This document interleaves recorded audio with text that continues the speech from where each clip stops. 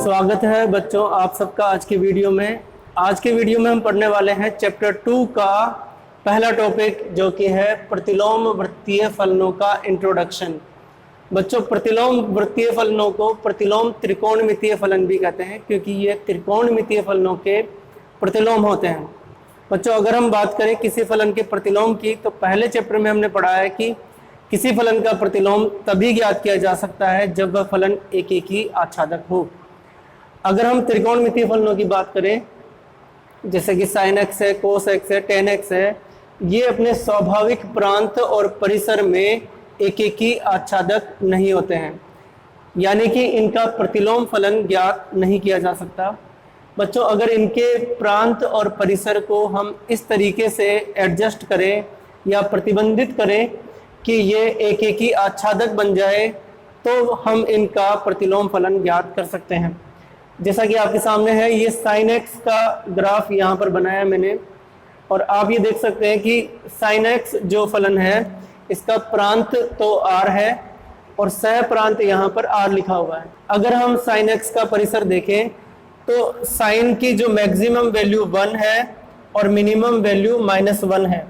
1 से -1 के बीच के ये सभी मान ग्रहण कर सकता है, यानी कि इसका जो परिसर है वो है -1 से 1 क्लोज्ड इंटरवल, बंद अंतराल -1 से 1, -1 भी ग्रहण कर सकता है और +1 भी ग्रहण कर सकता है और इसके बीच के सभी वास्तविक संख्याओं के मान ये ग्रहण कर सकता है। बच्चों अगर हम sin x फलन को एक ही आच्छादक बनाना चाहते हैं तब हमें इसके प्रांत और परिसर को चेंज करना होगा।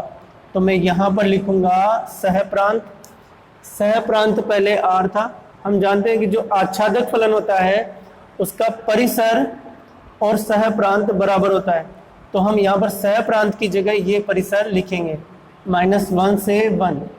इससे ये फलन आच्छादक हो जाएगा। साइन फलन को एक ही बनाने के लिए हमें r जो कि इसका प्रांत है उसका वह अंतराल चुनना होगा जिसमें फलन एक ही है। अगर मैं अंतराल -π/2 से π/2 लूँ, अगर इस अंतराल को हम लेते हैं तो इस अंतराल में फलन का मान -1 से लेकर के +1 तक जा रहा है और x की अलग अलग वैल्यू के लिए फलन के अलग अलग मान प्राप्त हो रहे हैं, यानी कि इस अंतराल में फलन एक ही है और साथ ही ये -1 से 1 तक सभी मान ये प्राप्त कर रहा है।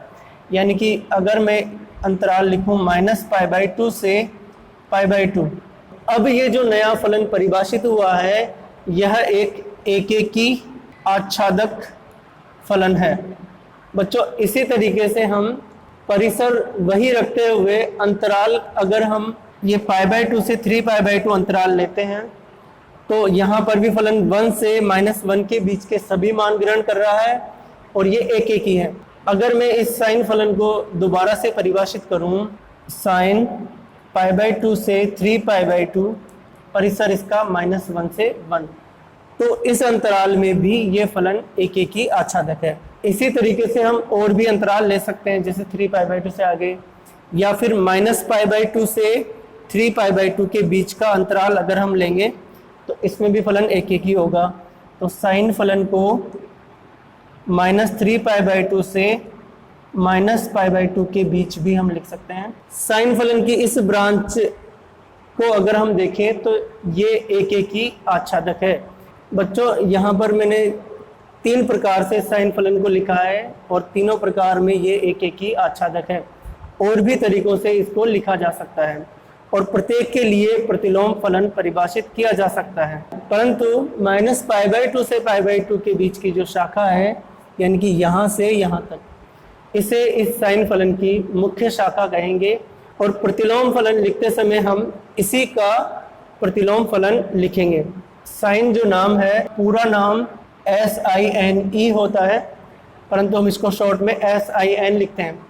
इसके प्रतिलोम फलन को हम लिखेंगे साइन इनवर्स, और क्योंकि हम जानते हैं कि F अगर कोई फलन है वो A से B है एक ही आच्छादक, तो F इनवर्स जो होगा वो B से A होगा, इसलिए इसका जो प्रतिलोम फलन होगा वो होगा -1 से 1 -π/2 से π/2। इस प्रकार से बच्चों साइन इनवर्स जो फलन है वो इस तरीके से परिभाषित होगा। हम यहाँ देख पा रहे हैं कि कई शाखाएं हमें प्राप्त होती हैं। वह शाखा जिसके संगत साइन इनवर्स का परिसर -π/2 से π/2 होता है वह साइन इनवर्स की मुख्य शाखा कहलाती है। तो बच्चों इसकी सहायता से हम इसका ग्राफ बना सकते हैं। यहाँ पर जो x अक्ष पे चल रहे थे मान वो y अक्ष पे हो जाएंगे और y अक्ष वाले x अक्ष। साइन इनवर्स का ग्राफ बनाते समय हम साइन के ग्राफ को हम ध्यान से देखेंगे। साइन के ग्राफ में जब वैल्यू 0 से π/2 की ओर बढ़ती है तो फलन का मान 0 से 1 की ओर बढ़ता है। बच्चों अगर हम साइन इनवर्स का ग्राफ बनाएं तो वो हमें इस तरीके से प्राप्त होगा। 0 पर 0, 1 पर यहाँ π/2 हो जाएगा, फिर यहाँ 0 हो जाएगा, फिर इधर -1 हो जाएगा। तो इसका ग्राफ हमें इस तरीके से मिलेगा और इस तरीके से हमें बच्चों इसका ग्राफ मिलता है। अगर हम यहाँ देखें मुख्य शाखा को अगर हम ग्राफ में बताना चाहें तो वो मुख्य शाखा है प्रांत -1 से 1 के लिए और वो है -π/2 से π/2। बच्चों अगर आप इस लाइन को देखेंगे तो ये साइन इनवर्स जो फलन हमने परिभाषित किया है ये इसकी मुख्य शाखा है। साइन इनवर्स फलन इनमें से किसी भी शाखा को लेते हुए बनाया जा सकता है, परंतु वो शाखा जिसका परिसर -π/2 से π/2 होता है वो साइन इनवर्स की मुख्य शाखा कहलाती है। इस ग्राफ में जैसे कि हम कह रहे थे कि साइन एक्स ये पूरा ग्राफ है, परंतु साइन इनवर्स ये पूरा ग्राफ नहीं है। साइन इनवर्स यहाँ पर वो ग्राफ होगा जो यहाँ पर मैंने ग्रीन कलर में दर्शाया है, जो -1 से 1 के बीच में ग्राफ का हिस्सा है वह साइन इनवर्स की मुख्य शाखा है। बच्चों ये हुआ साइन इनवर्स का ग्राफ। अब हम कोस इनवर्स, टेन इनवर्स और अन्य त्रिकोणमितीय फलनों के इनवर्सों के ग्राफ भी हम देखते हैं। बच्चों अब हम देखते हैं कोस फलन का प्रतिलोम फलन किस तरीके से परिभाषित किया जाएगा। कोस फलन यानी कि कोसाइन, इसके स्वाभाविक प्रांत और सह प्रांत है r से r, तो इसका परिसर भी -1 से 1 है।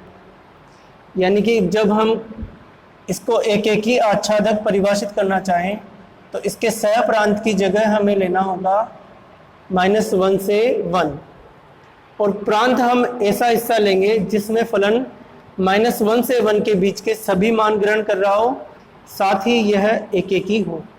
अगर मैं अंतराल यहाँ पर लेता हूँ -π/2 से π/2 जैसा कि हमने पिछली बार लिया था, अगर हम ये अंतराल ले लेते हैं तो हम देखेंगे कि किसी बिंदु पर यहाँ पर फलन का मान है ये, इस बिंदु पर भी फलन का मान है ये, दोनों मान समान ही आ गए। तो अगर हम -π/2 से π/2 अंतराल लेते हैं तो इस अंतराल में ये फलन एक ही नहीं है, क्योंकि दो अलग अलग बिंदुओं पर फलन के मान समान प्राप्त हो रहे हैं। तो हमें एक ही करने के लिए और अंतराल देखना पड़ेगा। तो वो अंतराल लेंगे हम यहाँ पर 0 से π। ये अंतराल अगर हम लें तो इस अंतराल में फलन ये है और यहाँ स्पष्टतया ये एक ही फलन है। तो अंतराल हम यहाँ पर लिखेंगे 0 से π। बच्चों इसी तरीके से हम और अंतराल भी ले सकते हैं, जैसा कि मैंने पहले बताया। यहाँ पर हम π से आगे चलेगा ये 2π तक, तो इस तरीके से चलेगा। तो इस अंतराल को भी हम ले सकते हैं। तो हम लिखेंगे π से 2π क्लोज्ड इंटरवल और यहाँ पर भी -1 से 1। और भी अंतराल हम लिख सकते हैं, इधर भी लिख सकते हैं। ये -π से 0 परिसर हो जाएगा, इसका भी -1 से 1। बच्चों इस तरीके से हम देखते हैं कि हम कोस फलन को एक ही आच्छादक बनाते हुए हम कई तरीकों से लिख सकते हैं। कोस फलन जो हमने यहाँ पर परिभाषित किया है, प्रत्येक के लिए प्रतिलोम फलन परिभाषित किया जा सकता है और प्रत्येक के लिए इस फलन की एक शाखा हमें प्राप्त होती है। और वो शाखा जिसके लिए ये प्रत्येक फलन एक ही आच्छादक है, तो प्रत्येक के लिए हम कोस इनवर्स परिभाषित कर सकते हैं। जैसे जो पहला वाला है इसके लिए कोस इनवर्स ऐसे होगा, प्रांत और सह प्रांत बदल जाएंगे इनके, और हम ऐसे भी लिख सकते हैं कोस इनवर्स -1 से 1 टू π से 2 पाई कोस इनवर्स -1 से 1 माइनस पाई से 0। तो कोस इनवर्स हम कई तरीक़ों से परिभाषित कर सकते हैं, और अगर हम इसका ग्राफ बनाएं तो वो हमें इस तरीके से प्राप्त होगा। 0 पर वैल्यू है 1 और π/2 पर है 0। ये सारे पॉइंट हम इस पे लगाएंगे। 0 पर वैल्यू 1, π/2 पर वैल्यू 0, -π/2 पर वैल्यू है 0, -π पर हो जाएगा -1, पाई पर भी वैल्यू है -1। तो बच्चों इसका ग्राफ इस तरीके से बनता है। इस ग्राफ में अगर हम इन कोस इनवर्स को प्रदर्शित करना चाहें, कोस इनवर्स जो कि हमने पहले लिखा है उसको प्रदर्शित करना है, तो यहाँ पर है 0 और यह है पाई। 0 से पाई के बीच में जो ग्राफ का हिस्सा है इसको प्रदर्शित कर रहा है। दूसरा वाला है पाई से 2 पाई के बीच में, पाई से 2 पाई के बीच में ये जो बनेगा ये दूसरे वाले को प्रदर्शित कर रहा है। तीसरा वाला है -π से 0, -π से 0, तो ये टुकड़ा इस वाले फलन को प्रदर्शित कर रहा है। बच्चों जैसे कि कोस x इस पूरे ग्राफ को प्रदर्शित कर रहा था, यहाँ पर कोस इनवर्स ग्राफ की अलग अलग शाखाओं को प्रदर्शित कर रहा है, परंतु वह शाखा जिसका परिसर 0 से पाई होता है इसे हम कोस इनवर्स की मुख्य शाखा कहते हैं। बच्चों आगे जब भी इसमें कोस इनवर्स का उल्लेख होगा तब हम इन शाखाओं को नहीं मानकर के जो मुख्य शाखा है उसी के लिए हम उसका अर्थ समझेंगे। कोस इनवर्स की मुख्य शाखा को मैंने गहरे हरे रंग से प्रदर्शित किया है। बच्चों ये हुआ कोस इनवर्स का ग्राफ। अब हम देखते हैं tan x और tan x का प्रतिलोम फलन। tan फलन जो होता है उसका प्रांत आपको पता होगा कि वास्तविक संख्याओं के समुच्चय में से उन बिंदुओं पर tan फलन का मान नहीं होता जहां पर वैल्यू होती है विषम π/2, यानी कि π/2, 3π/2, 5π/2, -π/2, -3π/2। तो हमने इस तरीके से लिखा है r माइनस वो बिंदु 2n + 1 π/2 वैल्यू है जिनके लिए, जहां पर n एक पूर्णांक है। n यहाँ पर हम पूर्णांक रखेंगे, 0 रखेंगे तो वैल्यू मिलेगी हमें π/2, यानी कि π/2 पर फलन परिभाषित नहीं है, 3π/2 पर फलन परिभाषित नहीं है। इसी प्रकार -π/2, -3π/2 आदि पर भी फलन परिभाषित नहीं है। अगर इसका सह प्रांत देखें तो वो है r। बच्चों ग्राफ को देखने से लग रहा है कि फलन 0 से लेकर के किसी भी वास्तविक संख्या का मान ग्रहण कर सकता है इनफाइनाइट तक, और ऋणात्मक में भी 0 से इनफाइनाइट तक ग्रहण कर सकता है। यानी कि इस फलन का जो परिसर है वो है r। तो यहाँ पर हमें परिसर चेंज करने की ज़रूरत नहीं है। जब हम प्रतिलोम फलन इसका परिभाषित करेंगे तो एक ही आच्छादक बनाने के लिए हमें सह प्रांत बदलने की ज़रूरत नहीं है। बच्चों ये फलन भी एक ही नहीं है, क्योंकि अगर हम यहाँ पर देखें x अक्ष के पैरेलल लाइन से अगर हम खींचें तो ग्राफ को अलग अलग बिंदुओं पर वो काट जाएगी, यानी कि x की अलग अलग वैल्यूज़ पर y के यानी फलन के समान मान हमें मिलेंगे। तो ये फलन एक ही नहीं है। हम इसके प्रांत को प्रतिबंधित करेंगे और हम इस तरीके से लेते हैं -π/2 से π/2 वाला हिस्सा अगर हम लेते हैं तो फलन -∞ से +∞ तक सभी मान ग्रहण कर रहा है। तो हम इसका प्रांत ले लेते हैं -π/2 से π/2। बच्चों यहाँ पर ध्यान देना आवश्यक है कि -π/2 और π/2 इसके प्रांत में नहीं है, यानी कि इन पर फलन परिभाषित नहीं है। तो यहाँ पर बंद अंतराल नहीं आकर के यहाँ पर खुला अंतराल आएगा, क्योंकि इन पर फलन का मान परिभाषित नहीं है। इसी प्रकार हम और भी अंतराल ले सकते हैं। π/2 से 3π/2 इस शाखा को अगर हम लेते हैं तब भी फलन एक ही आच्छादक हो जाएगा।